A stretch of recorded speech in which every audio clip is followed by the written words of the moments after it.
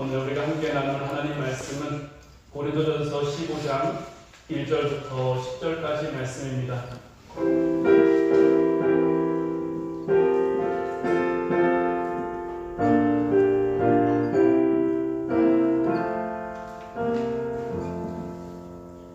오늘 말씀 제가 여러분들에게 봉독해 드리도록 하겠습니다. 형제들아, 내가 너희에게 전한 복음을 너희에게 알게 하노니 이는 너희가 받은 것이요 또 그 가운데 선 것이라. 너희가 만일 내가 전한 그 말을 굳게 지키고 헛되이 믿지 아니하였으면 그로 말미암아 구원을 받으리라.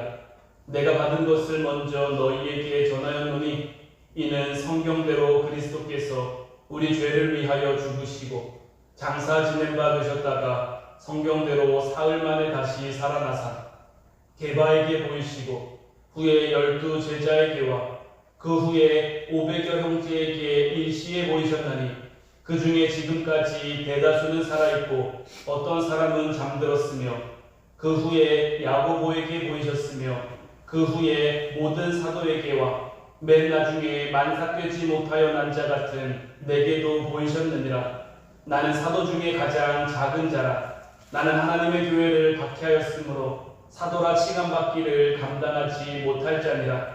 그러나 내가 나된 것은 하나님의 은혜로 된 것이니 내게 주신 그의 은혜가 헛되지 아니하여 내가 모든 사도보다 더 많이 수고하였으나 내가 한 것이 아니요 오직 나와 함께 하신 하나님의 은혜로라. 아멘. 할렐루야. 오늘도 주님을 예배하며 주님 앞에 나온 여러분들에게 하나님의 은혜와 사랑이 함께하기를 주님의 이름으로 축원해드립니다. 우리가 지난 주일을 부활주일로 기념하여 지켰습니다. 오늘 이 시간에는 예수님의 부활이 우리의 부활입니다라는 말씀 제목 가지고 함께 은혜를 나누기를 원하는데, 말뿐인 부활이 아니라 정말 예수님의 부활이 우리의 부활이 될 수 있기를 주님의 이름으로 축원해드립니다. 오늘도 말씀 나누기 전에 우리 옆에 있는 분들과 함께 인사 나눠보도록 하겠습니다. 방금 웃으시면서 더 사랑하겠습니다.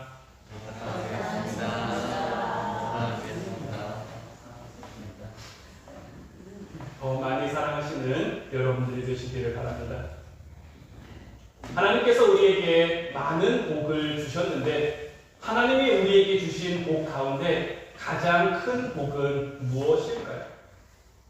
제가 전에도 여러분들에게 몇 번 말씀드린 적이 있는데, 하나님께서 우리에게 주신 가장 큰 복은 하나님의 감동으로 쓰여진 성경, 그 말씀이 우리에게 주어진 것이 가장 큰 복이에요.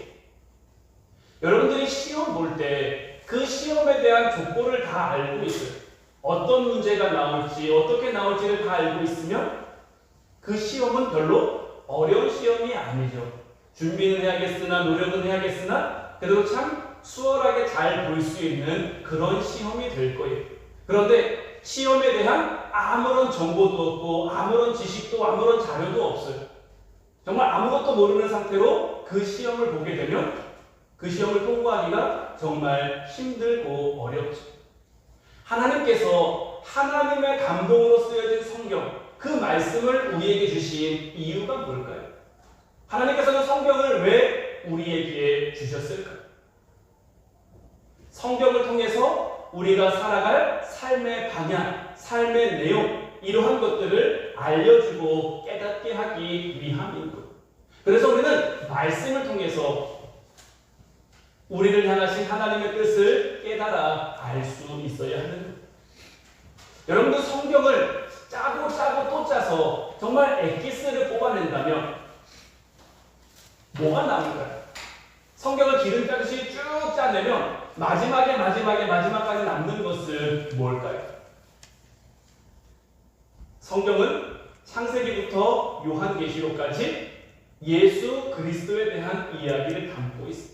성경은 오롯이 예수님께 조명된 책이다라고 해도 과언이 아니고, 그러면 하나님께서 우리의 삶을 위해 말씀을 주셨는데 그 책의 내용은 예수님이다.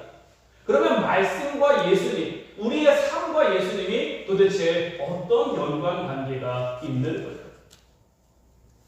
예수님은 이 땅에 오셔서 공생의 어떤 삶을 살아가셨습니까? 예수님께서 우리에게 보여줄 삶의 모습은 무엇입니까?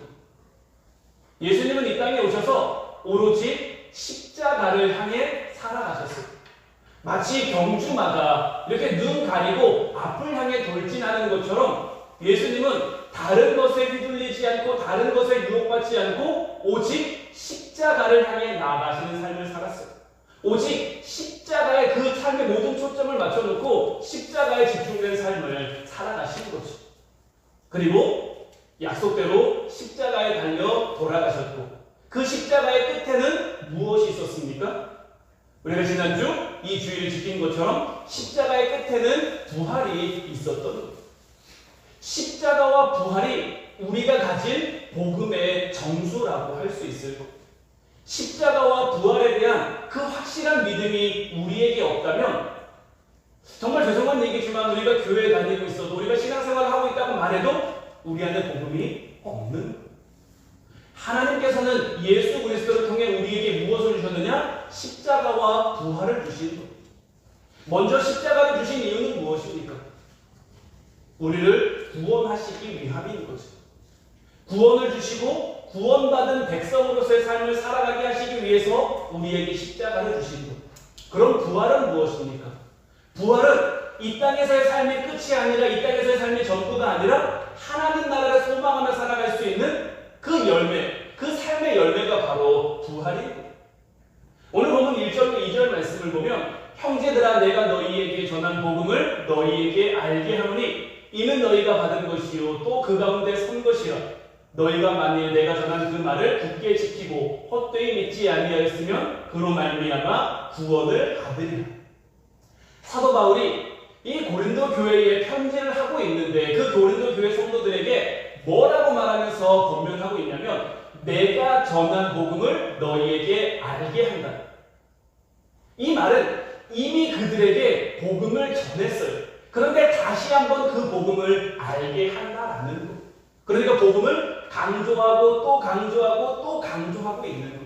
왜냐하면 지금 이 복음에 대한 것은 아무리 강조해도 모자람이 없기 때문에 사도 바울이 계속해서 강조하며 그들에게 권면하고 있는 거죠.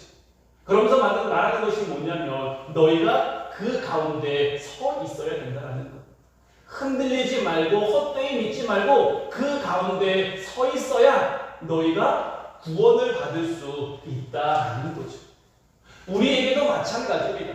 하나님께서 우리에게 주신 복음, 예수 그리스도를 통해 우리에게 전해진 복음, 우리는 그 가운데 굳건하게 서 있고 좌로나 우로나 치우치거나 흔들리지 않고 하나님의 구원을 향해 나아갈 수 있어야 하는 것. 십자가, 부활, 이러한 것이 우리 교회에 미친 영향, 우리 기독교에 미친 영향이 정말 지대하게 큰 거죠. 사도행전 2장 14절 말씀을 보면 베드로가 열한 사도와 함께 서서 소리를 높여 이르되 유대인들과 예루살렘에 사는 모든 사람들아 이 일을 너희로 알게 할 것이니 내 말에 귀를 기울이라. 이어서 32절 말씀을 보면 이 예수를 하나님이 살리신지라 우리가 다 이 일에 증인이로다. 예수님이 승천하신 후 땅에 남겨진 제자들은 예수님의 부활, 예수님의 십자가를 전하는 삶을 살았습니다. 예수님의 마지막 명령이 그들에게 주어진 이유도 있지만 하나님의 성령이 그들과 함께 하면서 예수님의 십자가, 예수님의 부활을 전하게끔 그들의 삶을 인도해 가신 거죠. 여기서뿐 아닙니다. 사도행전 3장 15절 말씀에서도 생명의 주를 죽였도다. 그러나 하나님이 죽은 자 가운데서 그를 살리셨으니 우리가 이 일의 증인이다. 예수님을 따르는, 예수님을 믿는 모든 사람들의 삶, 십자가와 부활이 핵심이 되는 삶을 살아가는 거예요. 다른 모든 것들은 부수적인 것, 이 땅의 것들은 부수적인 것이 돼서 그 삶의 초점, 그 삶의 중심이 오직 십자가와 부활에 맞춰져 있는 거죠. 모든 삶의 과정이 십자가와 연관되어지는 그 삶을 살아가는 것. 이제 우리의 삶도 마찬가지가 되어야 되는 거예요. 예수님의 부활이 우리의 부활이 되기 위해서는 먼저는 예수님의 부활을 알아야 하는 것이고 그 부활을 믿어야 되는 것이고 그렇게 알게 된, 믿게 된 그 부활이 우리의 부활이 될 수 있도록 부활을 지향하는 삶을 살아갈 수 있어야 하는 거죠. 그렇게 되기 위해서는 우리의 삶 가운데도 다른 것들은 부수적인 것들이 되어야 하는, 내 삶의 초점이 어디에 맞춰져 있느냐, 이것이 우리의 삶 가운데 굉장히 중요한 것. 우리가 하나님을 믿는다라고 말합니다. 하나님을 의지한다라고 말합니다. 근데 여러분들의 삶을 정말 냉정하게 다시 한번 돌아보세요. 나는 정말 하나님을 의지하고 있는가? 하나님을 붙잡고 있는가? 내가 힘들 때, 내가 어려울 때 가장 먼저 떠올리는 것이 무엇인가? 나에게 힘든 일이 생겼을 때 나는 가장 먼저 무엇을 생각하는가? 때로는 내가 생각하는 하나님 아닌 다른 것들이 내 삶의 초점이 될 수 있다라는 것. 부활이라는 것은 믿어주는 게 아니에요. 내가 교회 다니니까 믿어줄게. 내가 이제 신앙생활 하기로 했으니까 사실 잘 모르겠지만 믿어줄게가 아니라, 부활이라는 것은 알면 알수록, 깨달으면 깨달을수록 믿을 수밖에 없는 그러한 것이 우리에게 되어야 하는 거예요. 부활은 그냥 내가 교회 다니니까, 부활에 대해서 잘 모르는데도 그냥 의리상 내가 믿는, 그리스도인이니까, 내가 기독교인이니까 그냥 의리상 믿는다가 아니라 정말 내가 확인하고 확신하고 믿을 수 있어야 하는 거예요. 부활하신 예수님께서 도마에게 나타나셔서 내 손과 옆구리에 손을 넣어보라고 말씀하셨어요. 왜 그렇게 말씀하셨습니까? 그렇게 해서라도 믿는 것이 좋기 때문이에요. 물론 보지 않고 만지지 않고 믿을 수 있으면 그것이 가장 좋겠지만, 아직 내 믿음의 상태가 보지 않고는 못 믿겠어요. 만지지 않고는 못 믿겠어요. 그냥 확신 없는데 믿습니다 하는 것보다는 확인하고서라도 믿는 것이 훨씬 낫다라는 거죠. 부활도 마찬가지. 우리 기독교는 부활과는 전혀 뗄 수가 없어요. 우리 기독교에 추수감사주일, 맥주감사주일, 성탄주일, 부활주일 이런 절기들이 있는데, 부활주일이 가장 큰 절기라고 할 수 있어요. 왜냐하면 십자가로 끝나고 부활로 다시 시작되기 때문에, 예수님께서 이 땅에 오신 것도 물론 중요하고 대단한 사건이지만, 십자가를 지셨다가 부활하신 사건, 그래서 그 부활이 우리의 소망이 되고 우리의 희망이 되는 것이 가장 큰 사건이기 때문에, 그래서 부활이 우리에게 정말 중요한데, 내가 이 부활을 알고 믿는 것과 모르고 믿는 것. 우리가 지난주에 부활주의를 지내면서 예수님의 부활이 우리의 부활입니다 고백했는데, 예수님의 부활이 우리의 부활이 된다는 것은 어떤 의미입니까? 오늘 이 시간에는 이러한 부분에 대한 말씀을 좀 여러분들과 나누고 싶은 거예요. 마태복음 16장 21절 말씀을 보면, 이때로부터 예수 그리스도께서 자기가 예루살렘에 올라가 장로들과 대제사장들과 서기관들에게 많은 고난을 받고 죽임을 당하고 제3일에 살아나야 할 것을 제자들에게 비로소 나타내시니라고 했습니다. 예수님께서는 공생의 사역을 하시는 동안에 내가 십자가를 질 것과 십자가에서 죽임을 당하고 다시 살아날 것을 제자들에게 몇 차례에 걸쳐 말씀을 하셨어요. 그러면 예수님의 이 말씀을, 내가 십자가를 질 것이다, 다시 부활할 것이다, 제자들만 알았을까요? 예수님의 제자들에게 이건 비밀이야, 너희들만 알고 있어야 돼, 아무한테도 말하면 안 돼, 그 제자들에게만 알려주시고 제자들만 알고 있는 그러한 사건이었을까요? 마태복음 27장 62절로 66절 말씀을 보면, 그 이튿날은 준비일 다음 날이라 대제사장들과 바리새인들이 함께 빌라도에게 모여 이르되, 주여, 저 속이던 자가 살아있을 때에 말하되 내가 사흘 후에 다시 살아나리라 한 것을 우리가 기억하노니. 지금 이 대화는 누가 하고 있는 겁니까? 바리새인들, 대제사장들이 빌라도와 하고 있는 거예요. 그러니까 63절에 저 주여는 빌라도를 말하고 있는 거죠. 빌라도요, 저 속이던 자, 여기서 속이던 자가 누구를 말하는 겁니까? 예수님을 말하는 거죠. 예수가 살아있을 때 말했는데 뭐라고 말했느냐? 내가 사흘 후에 다시 살아나리라. 예수님의 부활에 대한 사건을 누구도 알고 있었어요? 대제사장들과 바리새인들. 그러니까 예수님을 따르지 않는, 예수님을 시기하고 예수님을 미워하는 유대인들도 예수님의 부활에 대한 말씀을 알고 있었다는 거죠. 그래서 그들이 뭘 하냐면, 그러므로 명령하여 그 무덤을 사흘까지 굳게 지키게 하소서. 그의 제자들이 와서 시체를 도둑질하여 가고 백성에게 말하되 그가 죽은 자 가운데서 살아났다 하면 후에 속임이 전보다 더 클까 하나이다 하니, 빌라도가 이르되 너희에게 경비병이 있으니 가서 힘대로 굳게 지키라 하거늘 그들이 경비병과 함께 가서 돌을 인봉하고 무덤을 굳게 지키니. 예수님 부활에 관한 말씀을 대제사장들과 바리새인들도 알고 있었고 이제는 빌라도도 알게 됐다는 말이죠. 이들이 부활을 믿었을까요? 안 믿었을까요? 이들은 부활을 믿지 않았어요. 예수님이 감히 죽었다가 다시 살아날 것이라고. 그들도 내심 인정하는 부분이 있었어요. 하나님이 함께하는 사람이고 하나님이 보낸 사람이고 여기까지는 인정, 여기까지는 알겠어요. 그런데 예수님이 자꾸 어디를 침범해 오는 거예요? 자기들이 정한 구역. 자기들의 어떤 이런 바운더리 안에 자꾸 침략해, 그러니까 자꾸 이제 들어오면서 자기들의 자리를 뺏어가니까 자기들이 쌓아놓은 것들을 자꾸 허물어뜨리고 무너뜨리면서 자기들이 좀 좋아해주면 좋겠는데 자기들과 함께해주면 좋겠는데 자기들을 책망하고 질책하니까 자기들의 그 자리 뺏길 것을 무서워서 예수님을 인정하지 않는 거죠. 하나님이 보는 걸 알았지만 하지만 거기까지 하나님의 능력을 행하는 사람인 것을 알았지만 거기까지 죽었다가 부활할 것이라고는 생각하지 못한 것이고 그런데 만에 하나라도 그러한 일이 일어나게 되면 그때는 이제 자기들이 쌓아놓은 것이 다 무너질 수밖에 없는 거죠. 근데 이들이 아무리 생각하고 또 생각해봐도 예수님을 죽이면 그 죽인 예수님이 다시 살아날 것 같지는 않은데 지금 말하고 있는 것처럼 제자들이 시체를 훔쳐가서 시체가 없어지면 자 봐라 예수님의 시체가 없어지지 않았느냐 예수님은 죽은 것이 아니다 예수님은 말씀하신 대로 다시 살아나셨다 죽음을 그들이 증명해야 되는데 시체가 없으면 죽음을 증명할 수가 없는 거죠. 그러니까 예수님의 말 자체를 거짓으로 만들어내기 위해서는 예수가 사흘 만에 다시 살아난다고 했으니 적어도 사흘은 우리가 그 시체를 꽁꽁 지켜서 그들로 하여금 다시는 속이는 행위를 하지 못하게 하겠다. 그래서 돌을 인봉하고 무덤을 굳게 지키고 있는 거죠. 그런데 어떻습니까?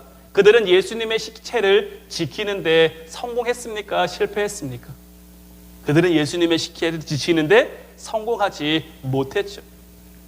히브리서 13장 20절로 21절 말씀을 보면 양들의 큰 목자이신 우리 주 예수를 영원한 언약의 피로 죽은 자 가운데서 이끌어내신 평강의 하나님이 모든 선한 일에 너희를 온전하게 하사 자기 뜻을 행하게 하시고 그 앞에 즐거운 것을 예수 그리스도로 말미암아 우리 가운데서 이루시기를 원하노라. 영광이 그에게 세세 무궁토록 있을지어다. 아멘. 하나님께서 언약의 피로 죽은 자 가운데서 예수님을 살리신 거죠. 그래서 모든 선한 일에 우리를 온전하게 만들어 가시는 것. 부활이라는 것은 사람이 행하는 것이 아닙니다. 부활은 예수님께서 이 땅 가운데 하나님의 아들로 오셨다고 해서 예수님이 행하신 게 아니에요. 예수님이 부활하신 것이 아니라 하나님께서 예수님을 부활하도록 이끌어 가신 거죠. 뭐 결과적으로는 같아 보일 수도 있지만 시작이 다른 거예요. 부활은 예수님으로부터 비롯된 것이 아니라 하나님으로부터 비롯됐다라는 거예요. 우리를 향한 구원 사역도 마찬가지예요. 예수님을 통해서 우리가 구원받는 거 맞아요. 하지만 구원의 시작은 어디입니까?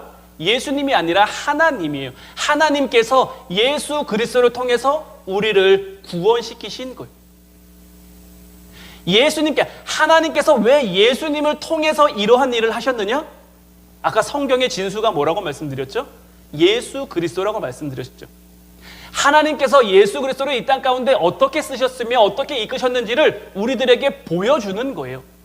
창세기부터 요한계시록까지 예수님에 관한 말씀으로 채워 넣으시면서 예수님이 이 땅 가운데 어떻게 살아가셨고 어떻게 예언되셨고 그 말씀이 어떻게 이루어졌고 그 약속들이 어떻게 이루어졌으며 예수님이 살아간 삶 가운데 하나님이 어떤 은혜와 축복을 베풀어 주셨는지 어떤 응답을 주셨는지 우리들에게 보여주시는 거예요.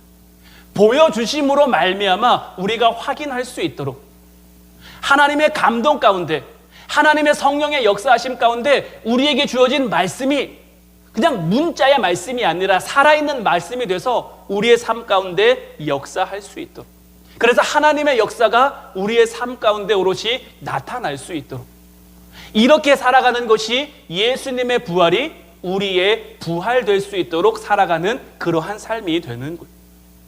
그래서 오늘 본문 3절부터 8절까지 말씀을 보면 내가 받은 것을 먼저 너희에게 전하였노니 이는 성경대로 그리스도께서 우리 죄를 위하여 죽으시고 장사 지냄 받으셨다가 성경대로 다시 사흘 만에 살아나사 게바에게 보이시고 후에 12 제자에게와 그 후에 500여 형제에게 일시에 보이셨나니 그 중에 지금까지 대다수는 살아있고 어떤 사람은 잠들었으며 그 후에 야고보에게 보이셨으며 그 후에 모든 사도에게와 맨 나중에 만삭되지 못하여 난 자 같은 내게도 보이셨느니라. 지금 사도 바울은 그들에게 뭘 말하고 있냐면 예수님의 부활을 목격한 증인들에 대한 얘기를 하고 있는 거예요. 처음에는 예수님이 살아나신 것을 500여 형제에게 일시적으로 보이셨다. 그 중에 대다수는 살아있고 어떤 이는 잠들었다. 그리고 나중에 맨 나중에 만삭되지 못하여 난 자 같은 것은 뭐예요? 나는 예수님을 실제로 본 것이 아니라 예수님이 승천하시고 난 후에 다메섹 도상에서 나에게 역사하시는 빛처럼 다가오신 그 예수님을 만났다. 이러한 의미로 사도 바울은 고백하고 있는 거예요. 이러한 얘기들을 고린도 교회 성도들에게 하는 이유가 뭘까요? 증인들이 저렇게 많이 있으니 너희들이 못 믿겠으면, 내 말을 못 믿겠으면 나뿐 아니라 저들에게 가서라도 확인을 하라는 거예요. 그렇게 해서라도 예수님의 부활, 예수님의 십자가를 믿는 사람이 되라라는 거예요. 부활을 믿는 삶과 부활을 못 믿는 삶, 이거는 천지 차이가 날 수밖에 없는 거예요.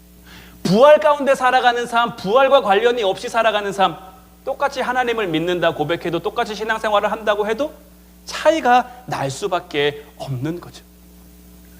사도행전 4장 17절로 20절 말씀을 보면 이것이 민간에 더 퍼지지 못하게 그들을 위협하여 이후에는 이 이름으로 아무에게도 말하지 말게 하자 하고 그들을 불러 경고하여 도무지 예수의 이름으로 말하지도 말고 가르치지도 말라 하니 베드로와 요한이 대답하여 이르되 하나님 앞에서 너희의 말을 듣는 것이 하나님의 말씀을 듣는 것보다 옳은가 판단하라. 우리는 보고 들은 것을 말하지 아니할 수 없다 하니라고 되어 있죠.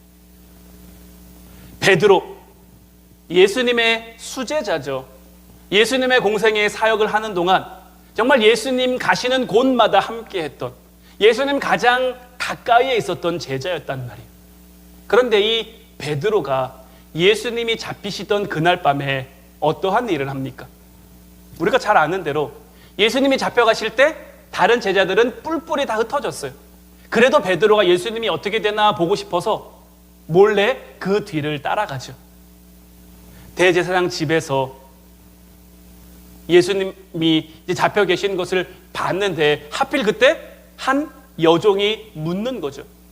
너도 예수와 함께 있던 사람이 아니냐? 베드로가 아니라고, 나는 그런 사람이 아니라고, 사람 잘못 봤다고 한 번 부인했어요. 또 묻자 정말 아니라고, 나는 진짜 아니라고 두 번 부인했어요. 한 번 더 너 예수와 함께 있던 예수의 도당이 아니냐고. 세 번째는 베드로가 어떻게 했을까요? 성경에는 저주하며 부인했다라고 하는데 이 저주하고 부인했다를 요즘식으로 바꾸면 여러분들의 상상에 맡길게요.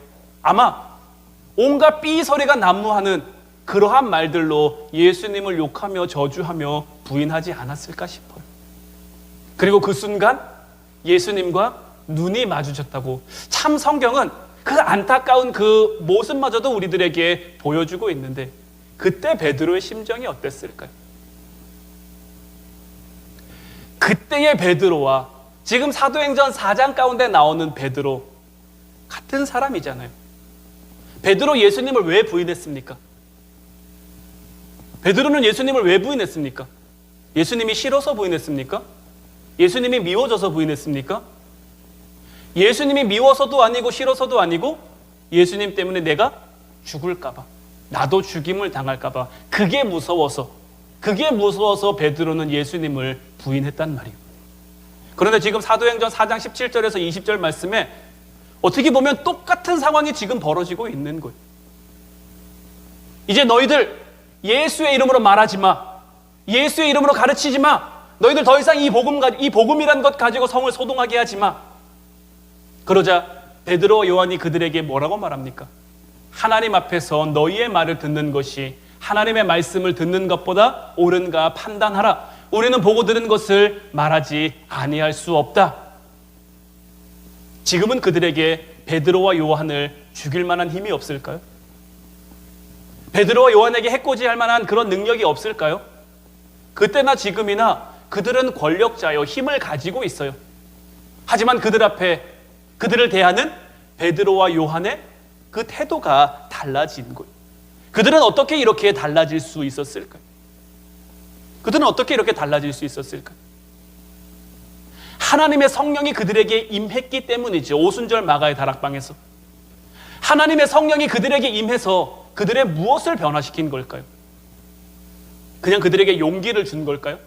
그냥 그들에게 담대함을 준 걸까요?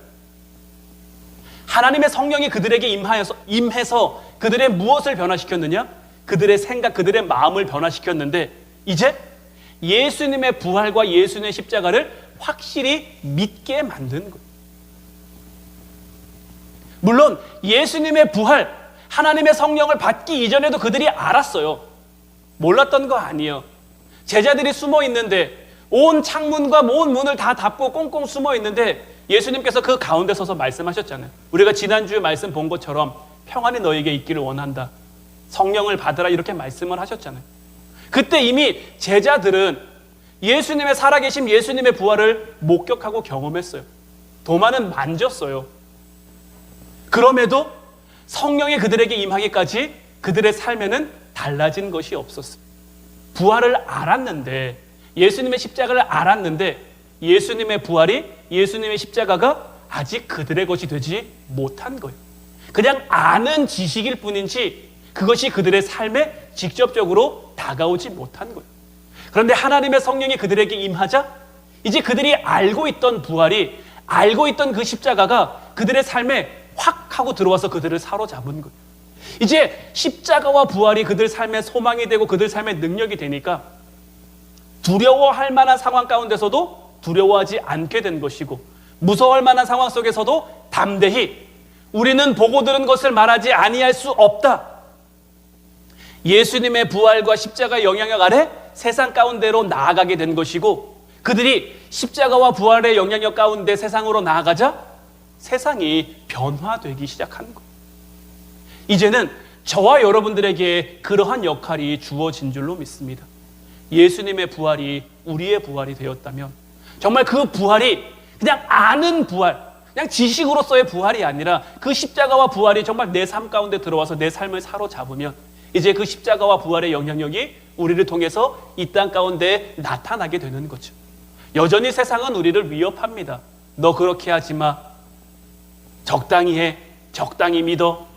대충 해도 괜찮아. 여기까지는 괜찮아. 합리화하도록 우리를 유혹하고 우리를 흔들고 자꾸 우리를 시험하지만 십자가와 부활이 우리의 삶을 사로잡으며 거짓에 목숨 거는 사람은 없습니다.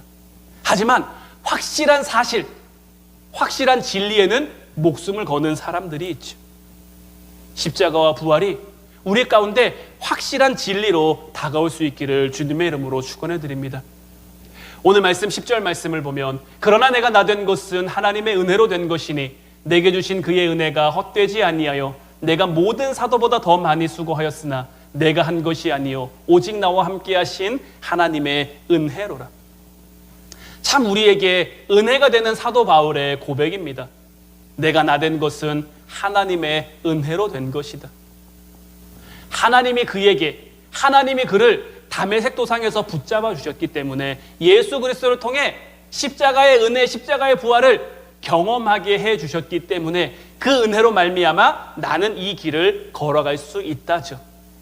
사도 바울이 우리 가운데 남긴 신앙의 업적들이 얼마나 많습니까? 사도 바울을 통해 세워진 교회들이 얼마나 많습니까? 하나님이 정말 위대한 사도, 이방인을 위한 사도로 그를 세우셨고 그들을 사용했는데 사도 바울의 고백은 무엇입니까? 내가 능력이 있어서 하나님이 나를 이렇게 쓴 것이 아니라 하나님의 은혜로 하나님이 나를 그냥 이 일을 맡을 수 있도록 나의 길을 허락해 주셨기 때문에 이제 우리의 삶도 마찬가지입니다. 내 삶이 잘 돼도 하나님의 은혜요, 못 돼도 하나님의 은혜라고 고백할 수 있는 것은 무엇이냐? 하나님이 나와 함께 하시며 나로 하여금 이 길을 걷게 하셨기 때문이죠. 때로는 힘든 일이 우리에게 다가오면, 어려운 일이 우리에게 다가오면 참 힘들죠. 어렵죠. 아프고, 이 길이 빨리 끝났으면 좋겠고, 이 길에서 벗어났으면 좋겠고, 하지만 우리가 그 가운데 소망을 가져야 할 것은 무엇이냐면, 하나님께서 예수님을 십자가에서 살리셨듯이 우리를 살리시고 우리를 이 땅 가운데 예수님의 부활을 경험하며 살아갈 수 있도록 그 삶을 만들어가기를 원하신다라는 것. 예수님을 통해 세상 가운데 복음이 전해진 것처럼, 그 복음을 이어받은 제자들을 통해 세계 곳곳으로 복음이 전해지게 하신 것처럼, 이제 그 복음을 받은 저와 여러분들을 통해서 우리의 삶의 자리에 하나님의 복음이 전해질 수 있도록 하나님은 우리를 그렇게 쓰시길 원하신다라는 것. 때론 내가 힘든 자리에 있으면 이 힘든 자리를 통해서 하나님이 이 땅 가운데 보이고자 하시는 것이 있어요. 물론 그 자리를 겪는 우리는 아프죠. 힘들죠. 하지만 이 또한 하나님의 영광이라는 거예요. 그리고 하나님께서는 절대 우리를 그 아픔 가운데, 그 어려움 가운데 그냥 내버려 두시는 분이 아니다라는 거예요. 그래서 우리 주님께서도 말씀하신 것이 수고하고 무거운 짐진 자들아 다 내게로 오라. 내가 너희를 쉬게 하리라. 이렇게 말씀하신 거예요. 몸이 힘든 것, 마음이 힘든 것, 물론 둘 다 힘든 것이 가장 좋지 않겠습니다만은 몸이 힘든 것은 그래도 참고 견딜만 해요. 근데 마음이 힘들어지기 시작하면 정말 그때서부터는 감당할 수가 없어요.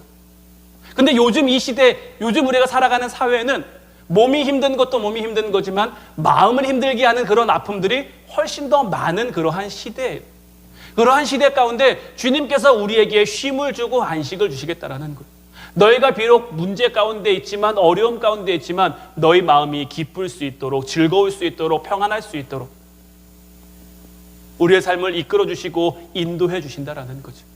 근데 이러한 삶을 누구에게 주어지느냐? 예수님의 십자가와 예수님의 부활을 믿고 따르는 자에게 주어진다라는 거예요. 너희 십자가를 지고 나를 따르라. 주님께서 십자가를 지시고 그 길을 걸어가셨던 것처럼 이제 저와 여러분들도 우리의 십자가를 지고 주님을 따를 수 있기를 주님의 이름으로 축원해 드립니다. 오직 나와 함께 하신 하나님의 은혜가 우리가 걸어가는 모든 길과 걸음 위에 함께 하실 줄로 믿습니다. 그 일을 위해 우리는 먼저 택함을 받은 것. 이제 우리의 가정 가운데, 우리 화운교회 가운데 주님의 은혜를 지고 가는 사람들이, 주님의 사랑을 지고 가는 사람들이, 주님의 축복을 지고 가는 사람들이 충만히 넘쳐날 수 있기를 주님의 이름으로 축원해 드립니다. 기도하겠습니다.